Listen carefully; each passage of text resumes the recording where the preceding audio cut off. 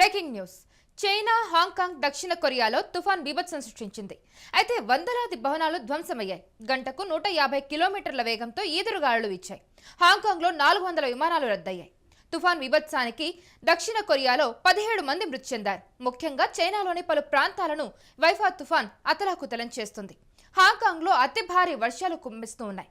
అయితే గంటకు 150 కిలోమీటర్ల వేగంతో బలమైన గాలులు వీస్తూ బీభత్సం సృష్టించాయి. అయితే ఈ ప్రకృతి విపత్తుతో 400కు పైగా భవనాలు ధ్వంసమయ్యాయి. వందలాది చెట్లు నేల కొరిగాయి. విమాన రవాణా సేవలు తీవ్ర అంతరాయం కలిగింది. అయితే వైఫా తుఫాన్ చైనా దక్షిణ తీర ప్రాంతాలను కూడా తీవ్రంగా ప్రభావితం చేసింది.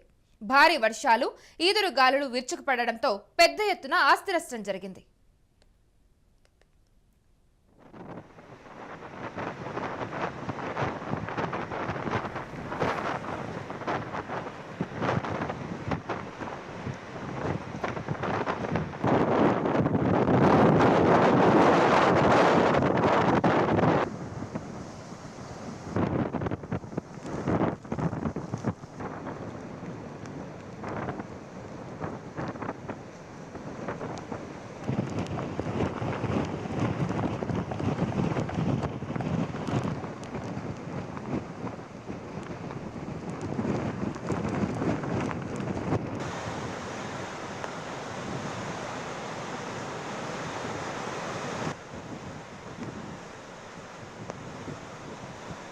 హాంకాంగ్ లో గంటకు 100 మైళ్లకు పైగా వేగంతో వీచిన గాలులు విద్యుత్ సరఫరాను సర్వనాశనం చేసింది. రోడ్లు, రవాణా వ్యవస్థలు స్తంభించిపోయాయి.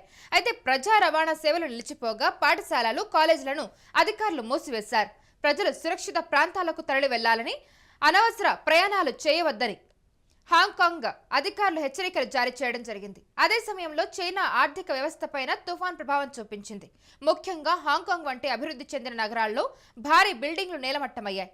ఇలాంటి తుఫాన్ బీభత్సం దక్షిణ చైనా, హాంకాంగ్ లో ఇటీవలి కాలంలో సంభవించిన అత్యంత తీవ్రమైన ప్రకృతి విపత్తుల్లో ఒకటని చైనా అధికార యంత్రాంగం భావిస్తూ ఉంది. తుఫాన్ ప్రభావిత ప్రాంతాల్లో అత్యవసర సేవలు, సహాయక బృందాలు ప్రజలను కాపాడేందుకు, ధ్వంసమైన ప్రాంతాలను శుభ్రపరిచేందుకు రంగంలోకి దిగాయి. చైనా, హాంకాంగ్ లోని ప్రజల జీవన విధానంపై తుఫాన్ తీవ్ర ప్రభావం చూపగా ప్రస్తుతం సహాయక చర్యలు కొనసాగుతూ ఉన్నాయి.